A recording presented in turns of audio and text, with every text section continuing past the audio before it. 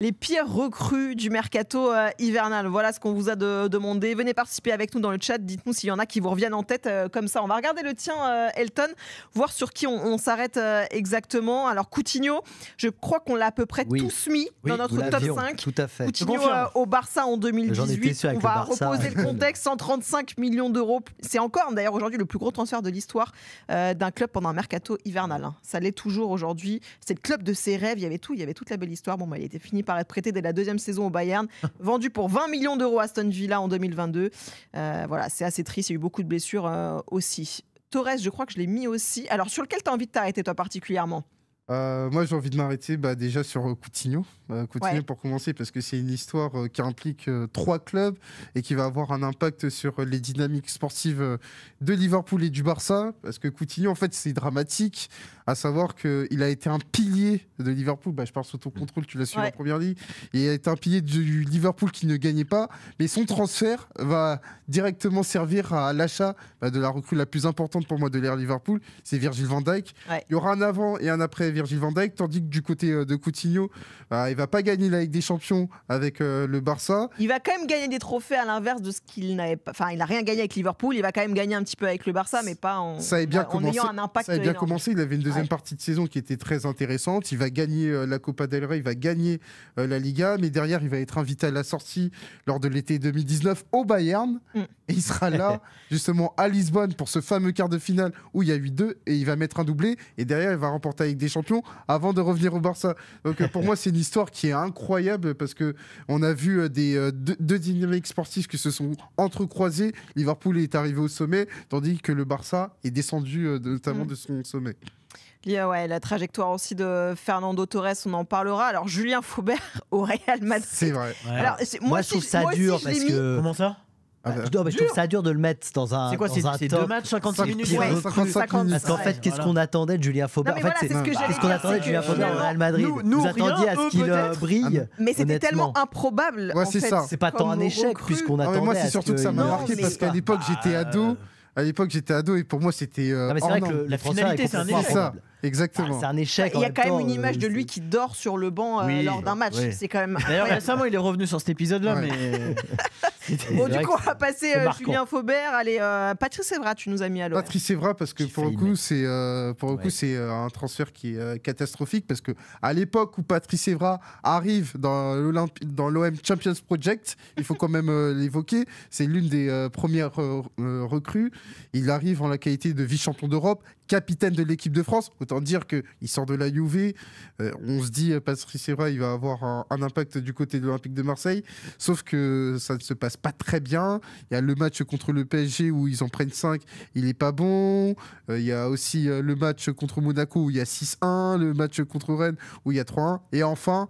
il y a ce fameux high kick avant le match contre Guimarães qui fait que le transfert de Patrice Evra est un échec.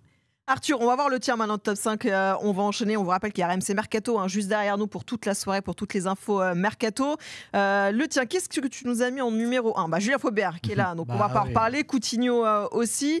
Sur quoi on va s'arrêter ? Allez, peut-être à cet épisode Everton-Sousa au PSG, parce que ça reste quand même pour les plus jeunes qui ont découvert le PSG avec l'Air Qatari. Il faut que tu nous racontes quand même cet épisode. On va reprendre les dates parce que je m'en souviens plus, je les ai plus précisément en tête. C'est hiver 2008. Ouais, c'est ça, 2008, où il arrive, où les deux arrivent ensemble au PSG. C'est un package. Là, on se dit des Brésiliens qui débarquent, c'est bon, bonne pioche. Belle histoire avec le PSG. Et finalement, les deux se sont ramassés. Alors, la direction avait souvent essayé de se justifier sur pourquoi les deux. On avait compris que c'était surtout un lien d'agent et que c'est comme ça que les deux deals s'étaient faits en même temps. Et finalement, ça a fait beaucoup de mal à Alain Roche, qui était directeur sportif, dont on lui rappelle en fait, qui a gâché l'image d'Alain Roche. Effectivement, ce recrutement raté, parce que clairement raté, ils n'étaient pas du tout au niveau. Alors je crois que Sousa s'est un peu mieux débrouillé qu'Everton. Voilà, mais il fallait lui laisser un peu plus de temps. Il était un peu plus âgé. Everton, quand il est arrivé, je crois que c'est lui qui déclare je joue un peu comme Robinho. Exactement. Voilà.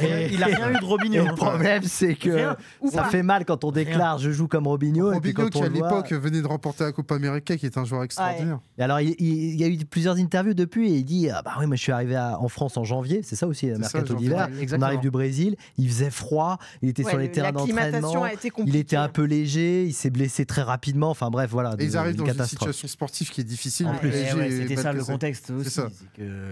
C'est pas la meilleure période. T'avais une restructuration qui arrivait, donc.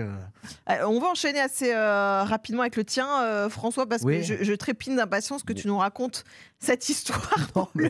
Celui qui est 5e de ton top, vraiment, parce que pour les supporters autres que ceux de Metz, il faut que tu nous racontes. Ah oui, Ben Youssef, ça vous dit rien? Ah non. Non. Alors c'était à Metz. Alors la date, je crois que c'est 2015, mais il faut que je vérifie. Je me souviens plus. Metz c'est dans une situation assez compliquée en Ligue 1, donc joue pour la relégation, des difficultés pour marquer des buts. Et cet attaquant arrive, donc là c'est vraiment le cœur qui parle. Moi je regarde ses stats. Meilleur joueur du championnat tunisien quand il arrive. Il joue à Sfax. Il avait marqué pas mal de buts lors de la première partie de saison. International tunisien, jeune, qui était convoité par d'autres clubs en Europe. Je me dis, mais alors là, on a une pépite, là, bravo. Bravo, le SMS. Il suffisait de ça, magnifique. Si je dis pas de bêtises, il fait demi-finale cet été-là, enfin, lors de la CAN. Ouais, peut-être, c'est possible. Mais en tout cas, il fait une bonne CAN. Tu as raison. Ça, voilà. Et donc, on le prend et on se dit, bon, bah voilà, avec lui, on va se sauver. Et au final, 6 matchs, blessé, pas du tout capable de s'intégrer à l'effectif. Un échec, c'est un des plus gros échecs du mercato hivernal pour le Football Club de Metz, parce qu'on en attendait beaucoup. Et c'est toujours comme ça. C'est pour ça que, en général, quand il y a un échec pour un supporter, c'est à chaque fois parce que la recrue, on se dit que ça y est, quoi, il va nous apporter énormément. Et lui, malheureusement, ça a été un échec total. Il est resté 6 mois, il est reparti, alors que le club misait beaucoup sur lui. Voilà, c'est Fakhreddine Ben Youssef, Nakata aussi, qui ensuite, je crois, a réussi. On valide Nakata dans le chat. Le ballon dans la neige, on dit. C'est surtout cette image qui est restée dans l'histoire de la Ligue 1 avec un match. C'est Troussier, donc il le connaît bien puisqu'il entraînait le Japon, qui le fait venir. Il n'y avait pas beaucoup de Japonais à l'époque dans le championnat de France. Maintenant, il y en a beaucoup. Et Koji Nakata, donc c'était un peu le côté exotique à l'époque. Aujourd'hui, ça l'est moins. Et on se dit, tiens, premier match dans la neige. Et la passe fantôme, il tape pas dans la balle. Regardez ça sur YouTube, c'est formidable. Si vous l'avez pas vu, c'est en boucle. Moi, je l'ai regardé en boucle. J'avais les larmes aux yeux quand je regardais, mais je l'ai vu en direct. J'avais les larmes aux yeux de rire de ce pauvre garçon. Ça l'a poursuivi après tout au long de sa carrière et notamment à Marseille, ça n'a pas été. Allez, on va terminer, messieurs, avec mon top 5. Je crois qu'il n'y a rien d'extravagant par rapport à vous tous. Il y a un homme que j'ai mis que vous n'avez pas mis, je crois, c'est Alexis Sanchez quand il débarque à Manchester United. Gros flop quand même. Andy Carroll aussi à Liverpool qui arrive quand même pour remplacer Fernando Torres. Il a quand même été recruté 41 millions d'euros alors que sa valeur marchande du moment était de 2 millions. C'est quand même. Non mais Flora, c'est fou de se dire que lors de ce mercato, Carroll coûte parce qu'il arrive avec Luis Suarez. Exactement. Il arrive de Newcastle, c'est ça? C'est ça. Il était devenu international anglais et donc il a une grosse cote. Non mais c'est ça. C'est pour ça que la chute est encore plus rude, j'ai envie de dire, tu vois. Après, Liverpool arrive quand même à le revendre 17 millions à West Ham, c'est ça la magie de la première ligue West Ham, aussi. Ça lui a plutôt bien réussi. Exactement, il a su rebondir aussi après, donc j'étais très ciblé en première ligue.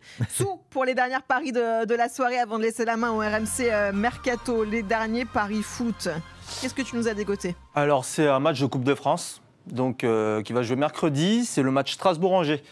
Okay. Donc moi je vois les Alsaciens l'emporter sur leur terrain parce qu'ils sont meilleurs intrinsèquement et ils ont une belle histoire avec la Coupe de France, ils sont déjà vainqueurs 3 fois. Angers, ils n'ont pas de passif et pour moi là le retour des mégas il fait beaucoup de bien pour Strasbourg. 1,78 à la maison, je pense que c'est une très belle cote. Ouais, c'est pas mal. Spécialiste de la Coupe de France là. Non, mais Strasbourg évidemment favori. Après, moi, j'aime beaucoup la Coupe de France. J'adore. Il a refusé de le dire quand on a fait ça. Il voulait pas de la carte. N'importe quoi. De quelle image tu renvoies? Non, c'est ce que tu as dit. Mais non, mais après, la Coupe de France, moi, j'ai un peu peur parce que je sais jamais quelle équipe ils vont faire jouer. Je sais pas s'il va faire jouer les titulaires, les remplaçants. Demande à Luis Enrique. Voilà. Oui, notamment. Moi, je le vois au moins passer un tour. Ce tour-là. Là, c'est très abordable. Voilà, c'est ça. Angers, ça progresse. Merci beaucoup, Sou.